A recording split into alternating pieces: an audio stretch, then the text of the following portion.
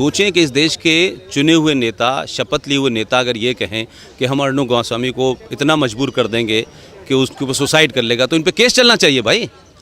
आप शपथ लेके बैठे हैं तो कोई अल्लाह मियाँ थोड़ी नहीं हो गए आप कोई तो, लेकिन नहीं हुआ ना, क्योंकि सारी चीज़ पॉलिटिकल ड्रिवन हो गई है। इसलिए कानून, उसूल, संविधान ये कुछ लोगों के लिए हैं, बाकी लोगों के लिए नहीं है। बाकी लोगों के लिए भीड़ तंत्र है इस देश के अंदर, वो भीड़ तय कर रही है। जो लोग ज़िंदगी भर पुलिस से बचते रहे हों, जो तड़ी पार रहे हों, वो लोग यकायक पुलिस के बारे में ज्ञान दे रहे हों लोगों को, तो संजय राउत कौन है?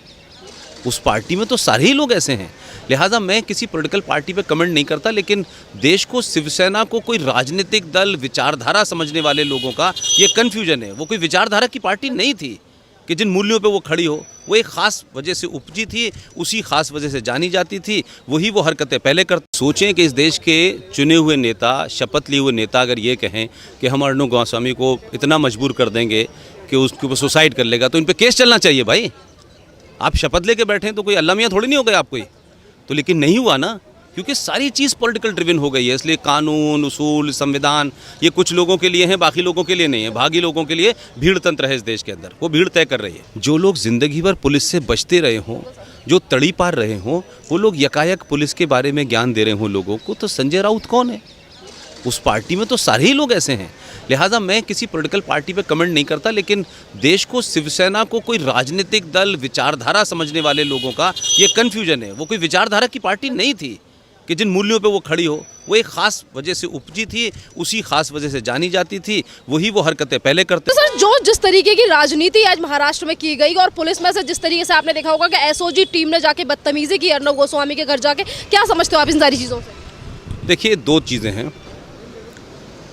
एक तो पत्रकारिता का मामला है, लेकिन उससे बड़ा नैरेटिव यह है कि पिछले 70 सालों में जो मीडिया एक तरफा चीज़ें दिखाता था, एक ख़ास एजेंडे को नैरेटिव बनाता था, अर्णब गोस्वामी ने उस नैरेटिव को तोड़ा है। और आज भारतीय पत्रकारिता में राष्ट्रवाद की बात होती है, सनातन की बात होती है, लव जिहाद की बात होती है, इस्लामिक आतंकवाद की बात होती है। वो तमाम सारी ताकतें इस नैरेटिव के ख़िलाफ़ अर्णब गोस्वामी को एक सिंबल मानती हैं। और भी लोग बहुत सा काम करते हैं, लेकिन एक इंग्लिश मीडिया का बैकग्राउंड का आदमी, वो अगर सनातन और राष्ट्र की बात करने लगेगा तो इस देश में जो इस्लामिक आतंकवाद की जड़ें हैं, जिसको आपने फ्रांस में देखा, वियना में देखा, उस अर्णब गोस्वामी का वो स्टैंड फ्रांस के साथ, वियना के साथ, इस्लामिक आतंकवादियों के ख़िलाफ़, लव जिहाद के ख़िलाफ़, उस वजह से उसको टारगेट किया जा रहा है। और कोशिश ये की जा रही है कि मीडिया किसी भी कीमत पर इस नैरेटिव को आगे न बढ़ने दे। लिहाजा ये अर्णब गोस्वामी पे हमला नहीं है, ये तमाम उन ताकतों के ऊपर हमला है जो इस नैरेटिव के साथ खड़े हैं। सर, जैसा कि अभी आपने कहा कि जिस तरीके से इंग्लिश बैकग्राउंड वाले पत्रकार जो हिंदुत्व की बात कर रहे हैं, तो इस सारी दिक्कतों से एक तरफ तो शिवसेना भी अपने आप को हिंदुत्व का राष्ट्रवादी मानती है, तो फिर इस तरफ वो पत्रकारों के साथ इस तरीके की हरकतें क्यों कर रही है? देखिए, शिवसेना कोई पॉलिटिकल आइडियोलॉजी की पार्टी तो है नहीं। आप सब जानते हैं कि शिवसेना का उदय कैसे हुआ। लिहाजा शिवसेना तो वही काम कर रही है जिसके लिए वो जानी जाती है। तो शिवसेना से आप ये उम्मीद करें कि कोई वो बहुत उच्च मूल्यों की पार्टी है, कोई उसकी आइडियोलॉजी है, तो पहली बार उनको सत्ता मिली है और वो जिन दबाव में हैं उसमें ये भी ऐसा नहीं है कि वो दबाव में नहीं है। लिहाजा उनके पास समय कम है, देर सवेर ये सरकार तो जानी है। लिहाजा आप ये कहें कि शिवसेना ऐसा व्यवहार कर रही है, मुझे उसमें नया बात नहीं लगती। शिवसेना आज जिस तोड़फोड़ की राजनीति से आई है, जिस मारपीट की राजनीति से आई है, वही काम कर रही है। आज सिर्फ यह है कि वो सत्ता में चले गए, बाकी उनका बेसिक कैरेक्टर तो वही है। सर, जो आज जिस तरीके की चीज़ें की गई मुंबई पुलिस की तरफ से और जो एसओजी की टीम वहाँ पे भेज दी गई, उसके बाद जब संजय राउत से इन सारी चीज़ों को लेकर पूछा जाता है, तो संजय राउत ये कहते हैं कि पुलिस के कामों में हम बाधा नहीं डालना चाहते और जो पुलिस कर रही है उसे कर देनी चाहिए।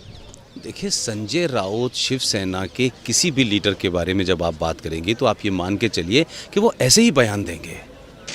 जो लोग ज़िंदगी भर पुलिस से बचते रहे हों, जो तड़ी पार रहे हों, वो लोग यकायक पुलिस के बारे में ज्ञान दे रहे हों लोगों को, तो संजय राउत कौन है? उस पार्टी में तो सारे ही लोग ऐसे हैं।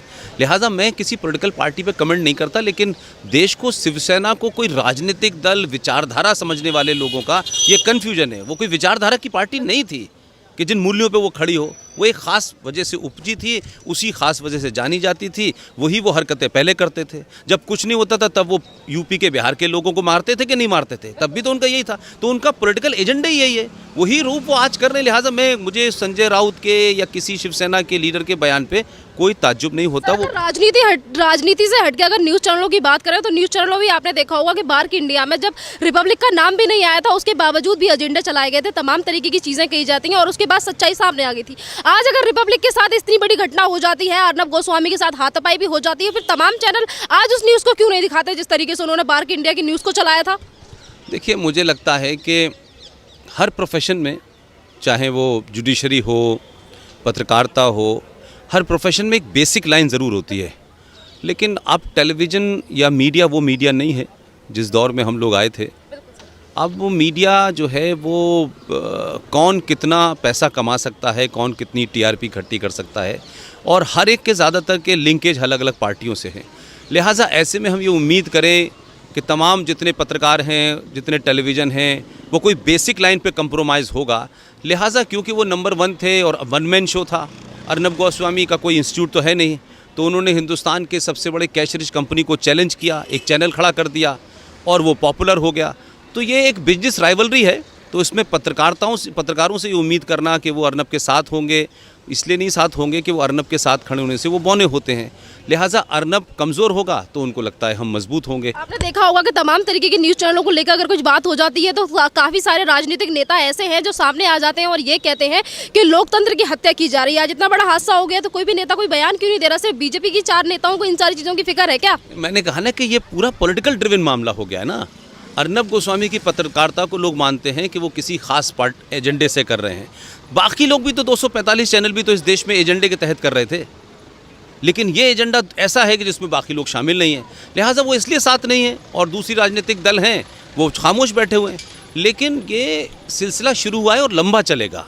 ये कोई एक दिन का मामला नहीं है, इसमें बहुत सारे लोग शामिल हैं और बहुत लोगों के चेहरों से नकाब भी उतरेगा। इसलिए पत्रकारिता को लेकर के मुझे जो लोग नहीं आए बाहर उनसे बड़ी उम्मीद हो कि बड़े पत्रकार हैं, वो सब ऐसे ही हैं। ज़्यादातर का हाल देखेंगे आप, सभी ने किसी न किसी सोशल मीडिया पे भी इन सारी तमाम चीज़ों को लेकर सोशल मीडिया पे भी काफ़ी सारे लोगों में आक्रोश है और लोगों का ये भी कहना है कि जब एक टाइम था जिस टाइम पे इंदिरा गांधी ने इमरजेंसी लगाई थी और ये सोनिया गांधी का आपातकाल है जिसमें इस तरीके से लोकतंत्र के ढांचे को तोड़ा जा रहा है। देखिए, अलग अलग समय पे पत्रकार मारे जाते रहे हैं, इस देश में बहुत सारे पत्रकार मारे गए हैं। लेकिन आप ये कहें कि 75 के बाद पहला ऐसा हो रहा है, इस बीच में बहुत दौर आए हैं, ऐसे बहुत दौर आए हैं। इसलिए मैंने कहा कि कुछ स्टेटमेंट जो हैं वो पॉलिटिकल ड्रिवन लगते हैं। जब हम ये कहें कि इंदिरा गांधी ने ये किया और 75 के बाद इमरजेंसी, तो इस देश में बहुत बार ऐसा हुआ है, पहली बात नहीं हो रही है। लेकिन सवाल यह है कि जब किसी छोटे टेलीविज़न का पत्रकार, छोटे अखबार का पत्रकार मारा जाता है तो बड़ी खबर नहीं बनती, क्योंकि इस दिल्ली के अंदर जो बड़े पत्रकार हैं उनकी अपनी एक लाइन है, उनका एक अलग एजेंडा है। तो अब सवाल यह है कि उन बड़ों में से एक बड़ा आया है तो उसके खिलाफ सारे लोग आ गए हैं। पूरे देश में बहुत सारे पत्रकार मारे जाते हैं, किसकी लोग खबर देते हैं, किसके बारे में लोग बताते हैं?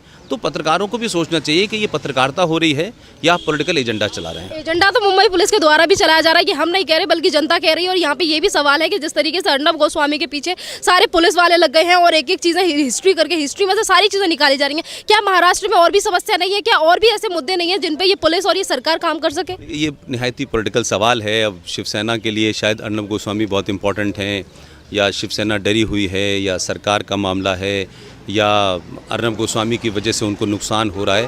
तो मैं नहीं मानता कि इसमें कोई और काम नहीं है, बहुत सारे काम हैं उनके पास। मैं तो कह रहा हूं कि आप अगर बहुत ईमानदार हैं, और ख़ास तौर से वो पार्टियां जो सेकुलर कहती हैं, जो शिवसेना के साथ आई हैं, अगर वो ईमानदार हैं तो 1993 की farmer home secretary NN Vora की रिपोर्ट क्यों नहीं लागू करते? पब्लिक कर दें NN वोरा की रिपोर्ट में क्या कहा है। NN वोरा तो बीजेपी RSS के नहीं थे, लेकिन इस पे तीनों चुप हैं। लेकिन जैसे ये पावर से बाहर होंगे, सेकुलर पार्टी NN वोरा की रिपोर्ट बात करती हैं।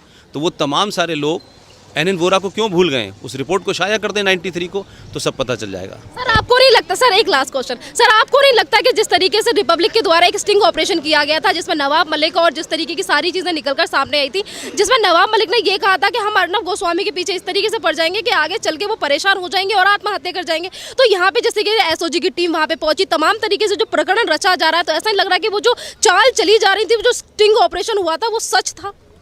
नहीं तो स्टिंग ऑपरेशन सस्ता, तो उसमें तो कोई गलत बात नहीं है, लेकिन सोचें कि इस देश के चुने हुए नेता, शपथ लिए हुए नेता अगर ये कहें कि हम अर्णव गोस्वामी को इतना मजबूर कर देंगे कि उसके ऊपर सुसाइड कर लेगा, तो इन पे केस चलना चाहिए भाई। आप शपथ लेके बैठे हैं तो कोई अल्लाह मियाँ थोड़ी नहीं हो गए आप कोई, तो लेकिन नहीं हुआ ना, क्योंकि सारी चीज़ पॉलिटिकल ड्रिवन हो गई है। इसलिए कानून, उसूल, संविधान ये कुछ लोगों के लिए हैं, बाकी लोगों के लिए नहीं है। भागी लोगों के लिए भीड़ तंत्र है इस देश के अंदर, वो भीड़। स्वामी के घर पे जो एसओजी की टीम पहुंची थी और उनके साथ बदतमीजी और जो मारपीट की गई है, ये बड़ा सीरियस मैटर है मैडम। देश आज़ाद हो गया, लगता नहीं कहीं भी आज़ाद हो रहा, हर जगह गुलामों की तरफ भेज कहता है, तो किसी आदमी की कोई इज्जत नहीं है, कोई मान नहीं है, सम्मान नहीं है।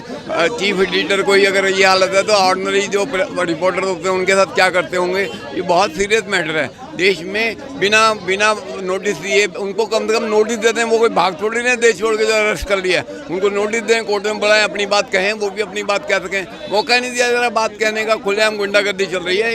ये देश आज़ाद की सरकार नहीं है। मुझे लगता है अंग्रेजों से बुरा हाल हो गया देश में। ज़्यादा गुंडागर्दी की जा रही है सरकार के द्वारा, फिर भी ये सरकार कह रही है कि हमारी सरकार 30 सालों तक रहेगी। अभी नहीं, सरकार तो इसलिए चल रही है कि गुंडे सारे इकट्ठे हो गए हैं और वो लूट रहे हैं देश को, और जो बोलता है उसको पीटते हैं, इसलिए सरकार चल रही है। सरकार में कोई नियम होना चाहिए, भ्रष्टाचार मुक्त सरकारें होनी चाहिए। इस तरह का कोई माहौल बनाया जाए। सारे पत्रकार मिलकर अगर आवाज़ उठाएंगे एक दिन ऐसा जरूर होगा। मुंबई पुलिस की तरफ से दिखाया गया और वो अर्णव गोस्वामी के घर में जो एसओजी की टीम गई और बदतमीजी भी हुई, उनके साथ मारपीट भी की गई है।